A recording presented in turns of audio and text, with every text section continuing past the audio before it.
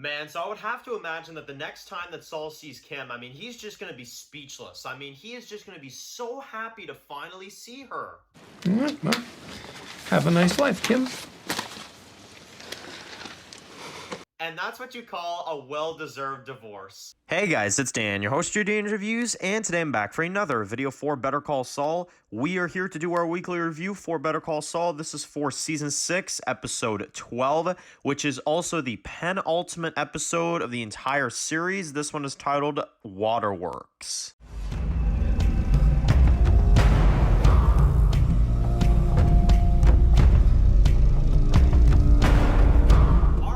This is going to be doing another video for today. This one's going to be doing my weekly review for this week's episode of Better Call Saul, the final season. This one is going to be doing my review for Better Call Saul Season 6, Episode 12, titled Waterworks. So, oh boy, we have made it to what is almost the end of Better Call Saul. Next week is going to be the series finale of the entire series. So, very exciting time to be a fan of Better Call Saul right about now. I am just so damn excited to see that series finale next week. But let's actually discuss the penultimate episode in further detail. Let's actually talk about this episode and everything we had. So, we set up for a series finale, I can tell you that right now. And one of the biggest questions that we've had ever since getting back into the Jean storyline full force is, where is Kim? You know, we know that she's alive, we know that she made it, we know that she survived the Better Call Saul timeline and the Breaking Bad timeline, but we had no idea about anything that, you know, she was up to. So this episode, we get started and we have a clip during the Breaking Bad timeline where apparently Kim went over and signed some divorce papers. So, you know, you kind of see her sitting in the office and, you know, Jimmy just does not care about her, about anything. He's just kind of sitting there all stubborn, like, yep, you go ahead and sign, I'll sign, and then deuces, you know, get out of my office type of thing. He was very, very, like, you know, just like, I don't care, you know, sign your papers and leave, you know. He's very, very just, you know, kind of reserved with Kim, from what I could tell. And he's like, well, okay, have a nice life, Kim. So she leaves, really just nothing to say to her at that point, which is crazy. And, well, then she bumps into Jesse on the outside of, you know, obviously his office and his building and stuff. And Jesse asks her for a smoke, so she gives him one. And he asks her, you know, like, you know, is this Saul guy okay? And she replies, well, when I knew him, he was. Nowadays, not so much. So, so cool. We've never seen Kim and Jesse interact. I loved seeing that. I mean, honestly, those are two characters that I never really imagined would ever meet each other, but they did. And apparently they did during the Breaking Bad timeline. So that's really, really cool.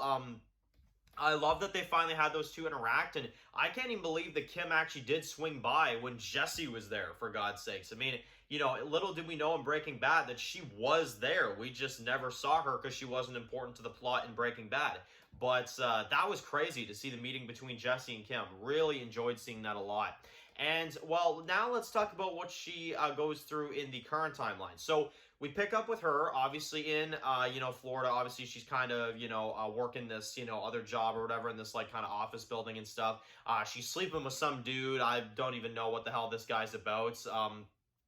But, you know, he seems like a real jokester to me. He seems really, really weird and kind of out there. So Kim always falls for the goofs, right? So she always falls for the goofy ones. But anyway, she's with this guy, and then basically, you know, you see her living her everyday life. You know, she's got some friends, and they're throwing like this birthday party for one of the staff members and stuff.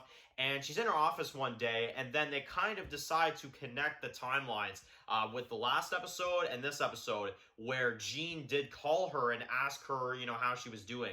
And she apparently told, and now we see it from the other perspective, which is really cool. She says that you should turn yourself in, and that it's a miracle that you're even still alive. So that conversation was insane. I can't even believe that, you know, she told him that, but she's like straight up like, turn yourself in. You're lucky to even be, you know, just out of jail right now. And, you know, it's that simple. So, my goodness, man, that interaction was really crazy. You know, I didn't expect to see them talk like that for a little bit, but she straight up told him, I think you should get turned in, you know. You should turn yourself in, and, you know, that's that. So I can't even believe they did that. That was insane. Their interaction was really, really crazy. And then basically, here's what goes down, right? Is that you've got Kim, who's kind of, going back to Albuquerque, and she's, you kind of think like, oh, whatever, she's just kind of visiting the hometown, but you wonder why she's there. And she visits Howard's wife, right? And she lets her in, and basically she fills her in on exactly what happened to Howard.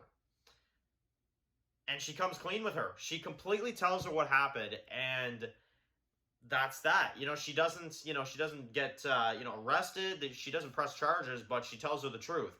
And I can't even believe she did that. It almost kind of reminded me of the scene in Breaking Bad, if you guys remember, when Walt went to go see Skylar again, like after all these years, and kind of just was like straight up with her.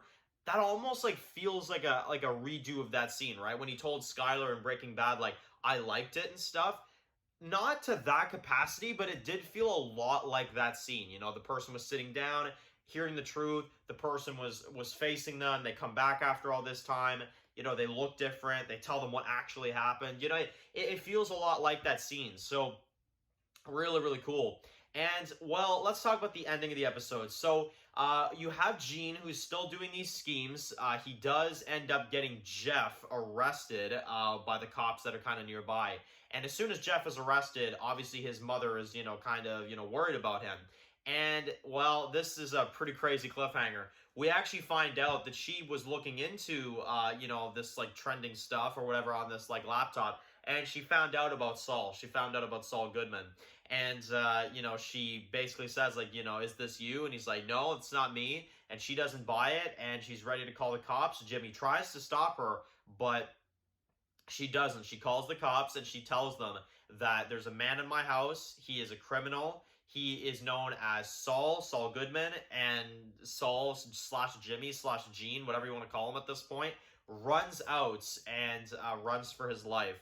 And that's how they frickin' leave you. So, incredible episode. Incredible penultimate episode. They really set the stage for what the hell this series finale is really going to be. I'm so happy that we got to see Kim again. We got to see a lot of confessions from her and a lot of, different things that she's kind of been struggling through during the current timeline. And, we found out that she did meet Jesse. We actually did see a meeting between her and Jesse, which, without a doubt, for me, is my favorite part of the episode.